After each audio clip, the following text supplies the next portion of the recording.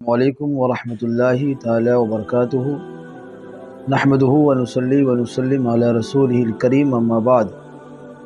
فاعوذ باللہ من الشیطان الرجیم بسم اللہ الرحمن الرحیم الا ان اولیاء اللہ لا خوف علیہم ولا هم یحزنون آمنت باللہ صدق اللہ مولانا العظیم۔ محترم سامعین و ناظرین، اللہ رب العزت قرآن بلاغت میں ارشاد فرماتا ہے الا ان اولیاء اللہ لا خوف علیہم ولا هم یحزنون، بے شک اللہ کے ولیوں کو نہ کوئی خوف ہے نہ ہی کوئی غم۔ اللہ کے ولی بے خوف ہوا کرتے ہیں اور بے غم ہوا کرتے ہیں، نڈر ہوا کرتے ہیں۔ آپ دیکھیں، یہی وجہ ہے کہ عطائے رسول ہند الولی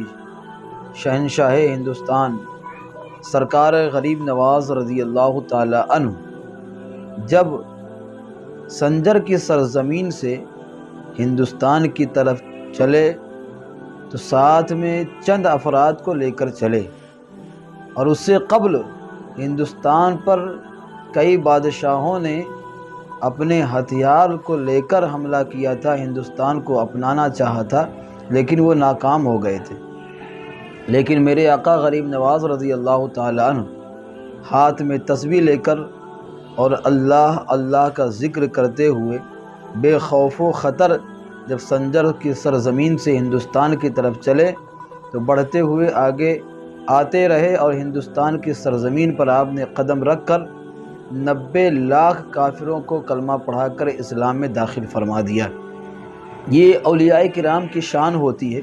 وہی سرکار غریب نواز رضی اللہ تعالی عنہ اس وقت کا جو بادشاہ تھا پرتھوی راج چوہان، وہ آپ کو بے شمار تکالیف دینے پر آمادہ تھا، لیکن ان تمام تکلیف کو جھیلتے ہوئے آپ صبر کرتے رہے اور اللہ تبارک و تعالیٰ کی دعوت و تبلیغ کو لوگوں تک پہنچاتے رہے۔ اسی وجہ سے وہ بادشاہ نے جو سمندر تھا، جو دریا تھا، جسے انا ساگر کہتے ہیں، اس پر پہرا بٹھا دیا تھا،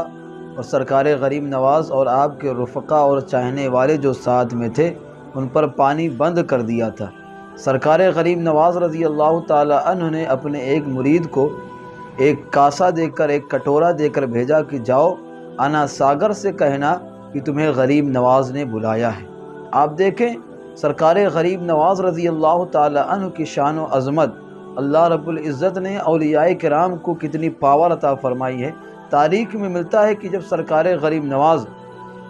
رضی اللہ تعالی عنہ کے بھیجے ہوئے اس غلام نے انا ساگر سے کہا تھا کہ تجھے خواجہ نے بلایا ہے، تو پورا انا ساگر کا پانی نہیں بلکہ کئی کلومیٹر کا پانی جو ہے اس پیالے میں آ گیا تھا، اور اس اجمیر کی سرزمین پر کوہرام برپا ہو گیا تھا۔ بادشاہ کو جب معلوم ہوا کہ انا ساگر سوکھ گیا ہے، پانی کے لیے لوگ تڑپ رہے ہیں، پیاسے جانور مر رہے ہیں، تو بادشاہ نے فوراً کہا جاؤ اس فقیر کے پاس اور اس کو کہنا کہ غلطی ہو گئی ہے تو انا ساگر کا پانی واپس کر دے۔ میرے غریب نواز نے انا ساگر کے پانی کو واپس فرما دیا اور پورا ہوا نظر آنے لگا۔ وہ سرکار غریب نواز رضی اللہ تعالیٰ عنہ اللہ کے حبیب صلی اللہ علیہ وسلم نے آپ کو ہندوستان عطا فرمایا تھا، آپ کو عطائے رسول کہا جاتا ہے، بادشاہ ہندوستان کہا جاتا ہے، دل جھوم سجائے گا،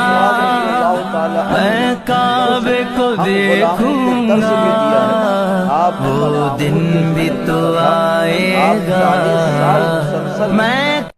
رات میں جاگ کر اللہ رب العزت کی عبادت کرتے تھے، اور اتنی عبادت کرتے تھے، اتنی عبادت کرتے تھے کہ آپ کا معمول تھا کہ 40 سال تک آپ جو ہے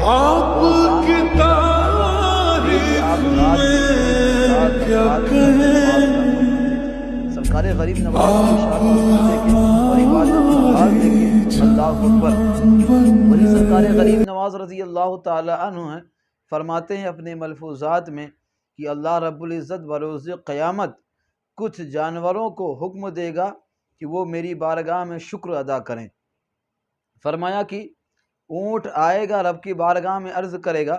مولا تیرا لاکھ لاکھ شکر ہے کہ تو نے مجھے اونٹ بنایا، گھوڑا نہیں بنایا ہے۔ پھر فرماتے ہیں کہ گھوڑا بھی آئے گا رب کی بارگاہ میں اور عرض کرے گا مولا تیرا لاکھ لاکھ شکر احسان ہے کہ تو نے مجھے گھوڑا بنایا ہے، گدھا نہیں بنایا ہے۔ پھر فرماتے ہیں کہ گدھا آئے گا رب کی بارگاہ میں، عرض کرے گا مولا تیرا لاکھ لاکھ شکر احسان ہے کہ تو نے مجھے گدھا بنایا ہے، اس کے بدلے میں کتا نہیں بنایا ہے۔ پھر کتا آئے گا رب کی بارگاہ میں، کہے گا مولا تیرا لاکھ لاکھ شکر احسان ہے کہ تو نے مجھے کتا بنایا ہے، اس کے بدلے میں خنزیر نہیں بنایا ہے۔ خنزیر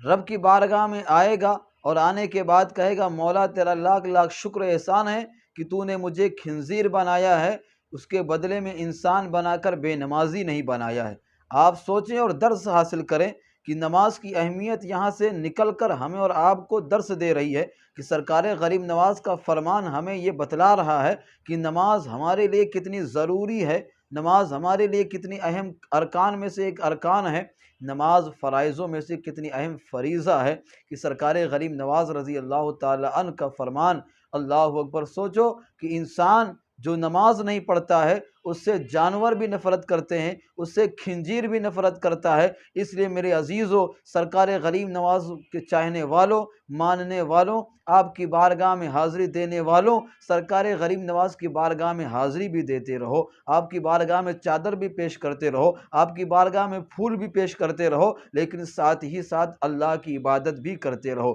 اللہ کے فرائض پہ عمل بھی کرتے رہو، اللہ کے بتائے ہوئے طریقے پہ چلتے بھی رہو۔ انشاءاللہ جب ہم اللہ کے بتائے ہوئے طریقے پر بھی چلیں گے اور اولیاء کرام سے محبت بھی کریں گے تو انشاءاللہ المرء من احب الیہ کے فرامین کے مطابق ہم اللہ والوں سے محبت کرنے والے ثابت ہو جائیں گے، اور جب اللہ والے سے محبت کرنے والے ہو جائیں گے تو یہ اللہ والے قیامت کے میدان میں رب کی بارگاہ میں ہماری سفارش کرتے ہوئے نظر آئیں گے۔ رب قدیر کی بارگاہ میں دعا ہے کہ اللہ رب العزت ہمیں اولیاء کرام سے سچی پکی محبت کرنے والا بنائے، ان کے نقش قدم پر چلنے والا بنائے اور تمام برائیوں سے محفوظ رکھے۔ وآخر دعوانا ان الحمد للہ رب العالمین۔